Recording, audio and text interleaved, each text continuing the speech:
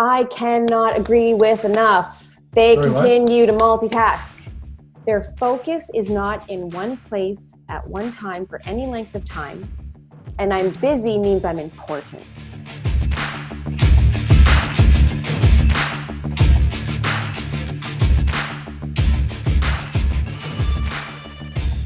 Hi, everybody. Welcome back to the GYST Methods Show. I am, of course, one of your hosts, Nicole Gerard, and I am joined for the first time in quite a few weeks, actually, my business partner, Kirby James. It's going. I know. That's not yet illegal, so I can still do that. There you go. Peace sign. Everybody loves a peace Piece sign. it out. So today we wanted to jump on and actually have a conversation about an article that recently came out. Yeah. We think it's really timely and really important, especially given a lot of the resilience workshops and talks we've been giving as of late. Yeah. And I will put a screenshot of the article that we are talking about, but it came out yesterday. And the title of this article is 7 Toxic Behaviors That Show Low Emotional Intelligence. Now, okay, fine. There's an article written all the time about emotional intelligence, but what caught our eye are the 7 behaviors that they're talking about, because some of the information in the article is actually covered in some of our talks, in conversations with clients, in our decision-making course. So we thought it would be really great to have a quick discussion about the article and bring up a few points that we see current day. Absolutely. You know, a lot of people think that business culture is this sort of nebulous thing that you can't really talk about, or you can't really get tight. Yeah. And you and I, Nicole, we both know that's just not true. The University of Calgary, the business school there, did a paper, and they were looking at all the models of business culture, and they found 140 some odd out there, but they only found a small number that actually have a measurement tool, and not just like Bob's measurement tool.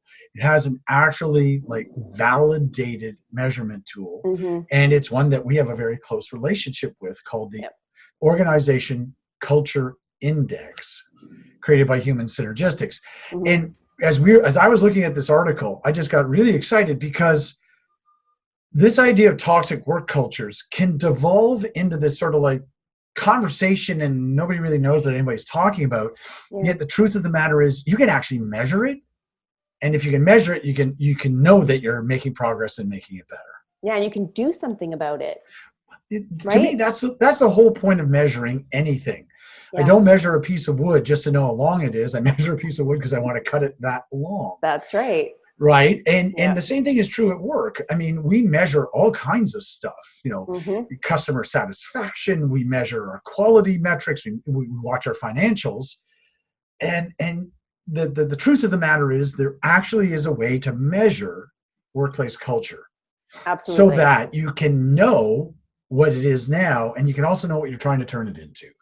Yeah. So I think what might be of value is we'll just quickly go through each of the 7 behaviors and just talk about very briefly how they can be addressed and what you can do. And actually, more importantly, why? Why are these behaviors coming up? Because a lot of times, and especially with clients where we say, okay, we've identified some of these traits with leaders or even within the team, and here's what we're seeing. Okay, but why? And we've talked about this in previous episodes. Why someone might all of a sudden not be engaged anymore. Why all of a sudden someone seems a little bit combative. Why they might be a little disengaged and aggressive. There's a reason. And when you know the reason, you can take action. Right. Because the reasons that I see are really, they fall into 2 camps. One is stuff going on with the person that has actually some, but not so much to do with work. It's it's their thing. Sure. And then there's the sort of the systemic thing, which comes from just the way work has been set up in all its complexities, the way people get promoted, just all of the stuff. So let's talk about these and talk about really what the workplace would look like when it's there. Talking about solutions for sure, to the extent we can, but as always, your workplace may have the same behaviors, but what's going on may not be exactly the same. But let's give it a go. Yeah. So let's give it a go. One of the first points that the article brings out is one of the toxic behaviors is somebody assuming the worst in people. That's a fascinating one that they led off with. This article is from Business Insider, and it was, when I saw it, I thought, wow, that's an attention grabber. So think about this. What is going on in a workplace that people would assume the worst in others? My take on that is that has a lot to do with people who are locked in a fear mentality. Yeah. Right. And so that's a very personal thing. The bigger question is whether your workplace actually promotes that style of thinking. Yeah, and that ties into one of the episodes that we talked about, toxic cultures versus toxic bosses. Right. And in that, the point that we made, and I know that it was a valid point because the feedback we received from it was, oh my God, yeah, is that a toxic boss cannot survive in a workplace that doesn't allow that behavior to continue. Precisely. By saying nothing, you're saying that you support it. But when someone assumes the worst in people, you're right. And I would also add on to that a lot of that may come from negative experiences that they've had in the past. And then they take those experiences with them and use that as a lens to protect themselves. And they start to assume the worst with everyone because they don't want to be disappointed. They don't want to be taken advantage of. And they're taking an old template and laying it over a new situation. And this really has a really rich and deep origin going all the way back to MIT, where they came up with this model called the ladder of inference. And it really builds on the way we process what we see, and we turn it into the assumptions that we have. Yeah. And it all happens in our head. Yeah. For me, a part of it too is they may have had bad experiences either with that individual, or they've just had enough life experiences where that's sort of the way they've learned to interpret the world. Or it could also be that was sort of the house they were raised in, as awful as that sounds. No, you're absolutely right. Some houses are definitely like this. But this is where all of the work that we've been seeing about the growth mindset is actually the opposite of this. Yeah. Assuming the worst is to assume it can't get better, or to assume that person can't get better. And what that is that's the exact opposite of what we're seeing to be like a really well-researched and promoted trend about assuming, if you will, the best in people to give them a chance. Dangerous to always assume it's going to be the best, but that's from one side to the other. And the nice practical piece of advice that I like to give to people is switch it around. Would you want that assumption to be made about you? It's the whole shoe on the other foot, right? If you Absolutely. don't want that assumption about you, then catch that bias that you have and think, okay, I wouldn't want someone to jump to that conclusion for me, so I'm going to take a beat and see what else is there, which actually ties in really nicely. I like that how you had mentioned maybe the household, the environment they grew up in, because the second point in the article is that they assume things, period. And this is, to me, is really, really interesting. Everyone knows I talk a lot about martial arts.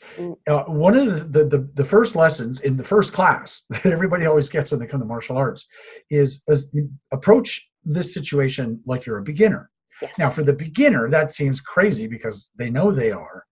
But even still, people carry a lot of assumptions. They carry a lot of stuff with them. It's like, oh, I know how to do that. I've done that before. And the assumptions actually become the obstacle to learning. Yeah. And that one's really interesting too. The saying I hear a lot is, it's hard to fill a cup when it's already full. Absolutely. And when people assume, they basically have like really just sideswiped their colleagues as if there is nothing new to learn. Yeah, and I found this one especially interesting, just simply because it is something that we teach in our decision-making course. And it's funny when clients come to us and we say, there's a decision-making course. They say, what are you talking about? I know how to make a decision. But of course, you and I know that within that decision-making course, we actually address the assumptions and biases that people have about their colleagues and what's going on around them and how that affects their decision-making. So I thought that this was especially a good thing to point out, is we all make assumptions. It's natural. It's what we do as human beings, but it's taking that step to understand we make assumptions and then go, okay, hold on. What's Right. the bias I have in place? What am I not seeing? What am I missing? And looking at it as a beginner and saying, you know what? You never have the full story. Where can I learn some more information? You know, there's another side to this that really just occurred to me. So in this workplace culture model that we've talked about, one of the dimensions is power. Yep. And when you assume you know everything there is to know, you're actually assigning yourself intellectual power, Yeah. as if you have so much. Why would I need what you have? Yes. And that can actually be part of what are really quite aggressive cultures, Mm-hmm. when that's just one of the symptoms that we see about how people interact. Yeah. And I think the other layer of that too, that we can place in here is that, yes, there is that sometimes desire when you're in a leadership position to project that you know all of the things. But then what ends up happening to you individually is that you start to feel that imposter syndrome, where you're trying to project you know everything, even if you don't. You're afraid to ask questions or say, you know what, I hadn't read that peer-reviewed paper, actually. I don't know the answer to that. And open up and be a little vulnerable and transparent. And that's part of why a lot of people suffer burnout, suffer anxiety and overwhelm, is because you're so busy trying to make it look like you know everything, that in itself is exhausting, right? You know, what's fascinating, and I listened to a podcast recently with Roger Martin, you know, actually rated by Forbes magazine as the world's most influential management consultant. And like people at that level before him, one of the things he's pointed out when it comes to emotional intelligence is that humility and that willingness to be a learner takes a lot of self-confidence. Yeah. And I think there's a substantial percentage of society where people have adopted the fake it till you make it approach, which in some areas of life can actually be very helpful. But the fake it till you make it, when it comes to like knowledge and knowing everything there is to know, we can all spend our entire life reading and never ever know everything there is to know. Yeah, you're absolutely right. And it's funny because this kind of pulls into the remainder of the article. Yeah. And I think it points to that emotional intelligence, and where they're going with the article is points 3, 4, and 5 is Right. very self-involved. It's focused on self. It's a lot of protecting reputation. I'm important because I need that validation. It talks Self-promotion. about, yes, self-promotion. Again, because we think in order to move forward in our careers, in order to move forward in organization, we need to be seen as the top of, I'm the leader, not I'm the one leading. And we try to boost ourselves up, which is unfortunately not the way to approach your career. So, Well, it depends on the culture. And this is the fascinating thing. okay, fair, depending on the culture. No, well, it does, because Yeah. so in this OCI model, there's what they call a passive defensive culture. Yep. And in a diagram, maybe we could throw a sample up on the screen. Sure. It's going to be the zone that's green. And the behaviors there are just that. They're very passive. Mm-hmm. And there's this willingness to sort of retreat and be self-protective, because it's a way of self-protection. There's really two ways in this model. One is to be passive and self-protective. Mm-hmm. And then the other is to be aggressive and self-protective, which is going back to what we started with, which is the assumption thing. That's Yes. being aggressive. Yeah. I think the other, the next 3 points that they're pulling out in this article in regards to emotional intelligence is that individuals that exhibit toxic behavior don't remember other people's names. Yeah. And when it comes to validating the person in front of you, if you don't remember their name, it's devaluing.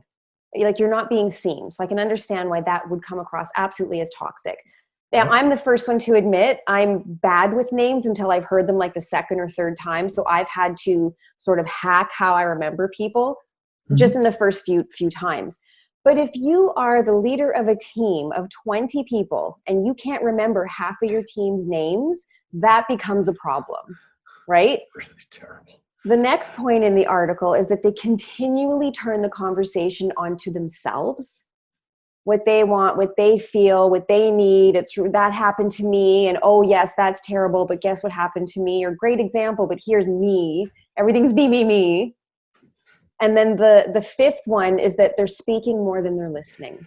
Right. So again, this is a lot of, from my observation, individuals that do this often actually have really low self-esteem, low emotional intelligence, because they're afraid.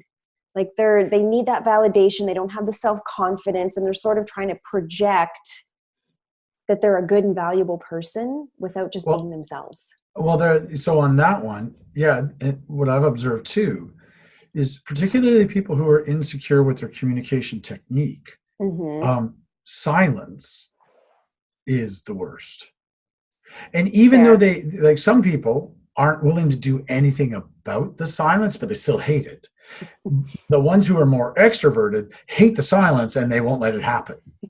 They'll just fill every silent pause. I want to go back though to the point you made before, because one of the simple diagnostics that I encourage people to look for, and I got this, when I had a communication coach many years ago,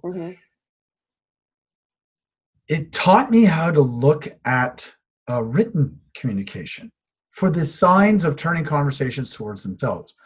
And I have to admit, I went through a phase where I realized that I was doing that myself. And what you'll see in email is an enormous amount of I. I think, I want, I, or me. Yeah. And particularly when you're either in a collaborative situation, so no one's your boss, everybody's your peer, or even when you are the boss, like I'd be looking for a whole bunch more we's and ours and yours.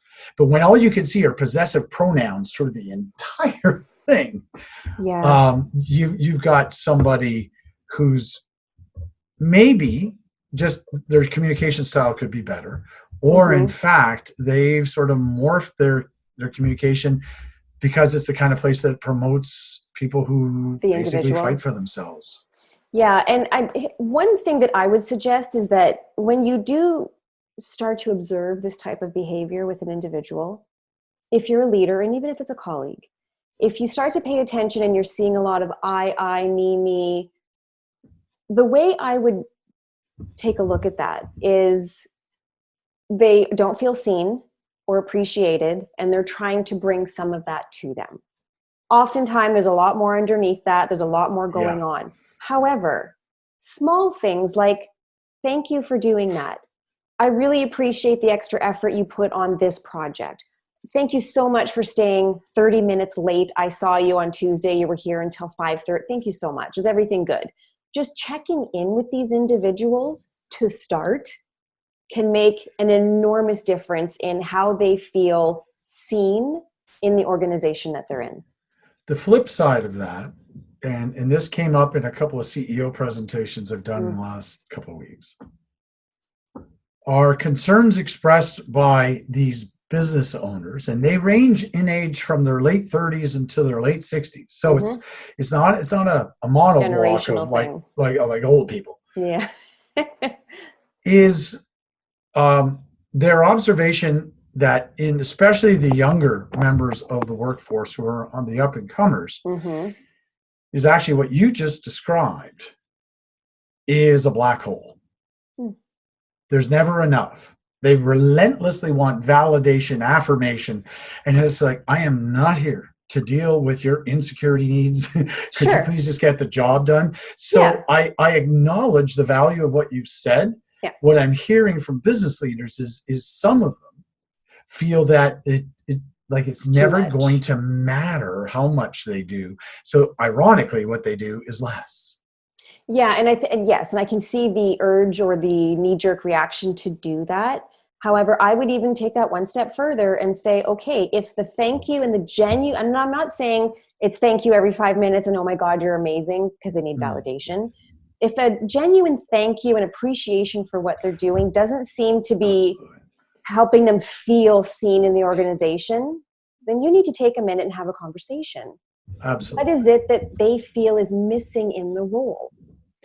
And so Instead of pulling going back. back to this OCI model, we've talked a little bit about the green, we talked a little bit about the red, but the top of this diagram has this Blue. blue zone, the constructive zone.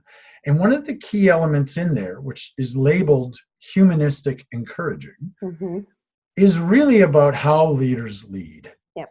And that leaders develop relationships and use leadership techniques that foster loyalty. They foster a very balanced, healthy relationship, not a heavily imbalanced relationship. And that's really when a culture is doing really well, they will score high in that constructive, humanistic encouraging when the leaders are doing exactly what you just described. Yeah. So to finish off this article, the sixth point of toxic behaviors that they mention, which I cannot agree with enough, they continue to multitask. What? Their laptop is open in a meeting. They're on the phone when you're trying to have a conversation. They're in a meeting with somebody and someone stops by the office and, oh, just a second, I need to talk to them. Their focus is not in one place at one time for any length of time. And they tell themselves, I'm busy. And I'm busy means I'm important. I'm the leader. I'm super busy. That's one dimension of it. Absolutely. Stop. Well, okay. So this is where you and I have a few different viewpoints. Yes, we do. Yes. Okay. So for me, and that's okay. I look at this to me. So let's just take a little bit of a back step. Steve Jobs, before he passed away, famously was quoted as saying he would not allow his kids to have an iPad or an iPhone. Sure. And the reason was he understood what was going on behind the scenes, which with these devices were inherently designed to draw our attention to them. True. And we're seeing, terrible things happen on the roads with people who multitask with their devices. And for me, it's actually a very different challenge. The challenge here is that it is about self-discipline. Oh, we agree. The self-discipline to choose to put it down. Yep. And to choose to silence it. Yeah. Right? Because, you and I know this. The decision-making process when I enter a meeting is, what's more important? What do I have to attend to? Yeah. And when what I have to attend to is the meeting, then nothing else should get in the way, short of, something horrible that you have to be notified. Of course. Right? And so for me, it actually goes back to the process of decision-making and the self-discipline to actually stick by what you know is a good decision. And that is to put the frickin' phone down.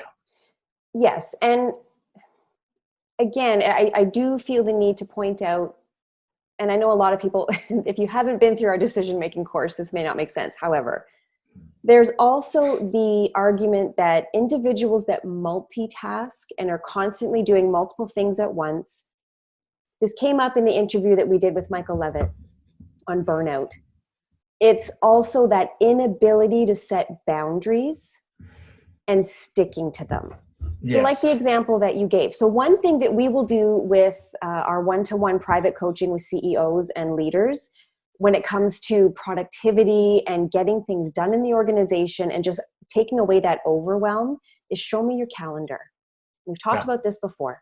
And here's the thing. If you feel that you need to be in every meeting to make every decision, take part in every conversation, there's a multitude of factors going on behind that, but it's an inability to set boundaries. And you're going to find that this toxic behavior that you see exhibited at work, where, and I'll show the article image, it's a perfect one. There's a woman holding 2 different cell phones. Yeah. And I have a girlfriend that her job, she has 2 phones. It's perfect.